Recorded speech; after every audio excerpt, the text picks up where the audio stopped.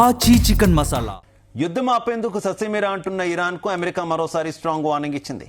నెల రోజులుగా సాగుతున్న యుద్ధాన్ని ఆపేందుకు అమెరికాతో ఇరాన్ ఒప్పందాన్ని కుదుర్చుకోవాలని, లేదంటే మునిపటి కంటే తీవ్రమైన సైనిక చర్యను ఎదుర్కోవాల్సి వస్తుందని హెచ్చరించింది. ఇరాన్పై యుద్ధం విషయంలో అధ్యక్షుడు ట్రంప్ వైఖరి దృఢంగా ఉందని స్పష్టం చేసింది.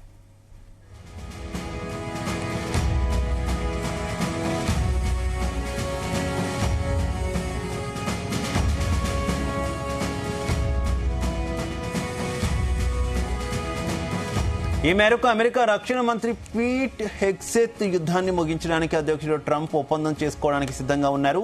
ఇరాన్ తెలివైనదైతే డీల్కు అంగీకరించాలి, లేదంటే ఆ దేశం మరింత తీవ్రమైన దాడులను ఎదుర్కోవాల్సి వస్తోందని హెచ్చరించారు.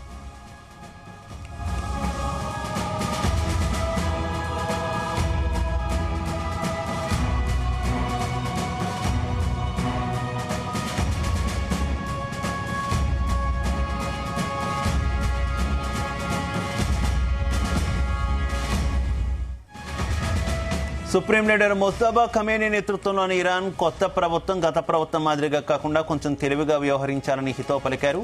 అమెరికా దాడులు ఇరాన్ సైనిక సామర్థ్యాన్ని గణనీయంగా బలహీనపరిచాయని, ఎంతలా అంటే ఇరాన్ సైనికులు నైతిక స్థైర్యం దెబ్బతిని సాయుధ దళాల నుంచి పారిపోయే పరిస్థితులు నెలకొన్నాయన్నారు.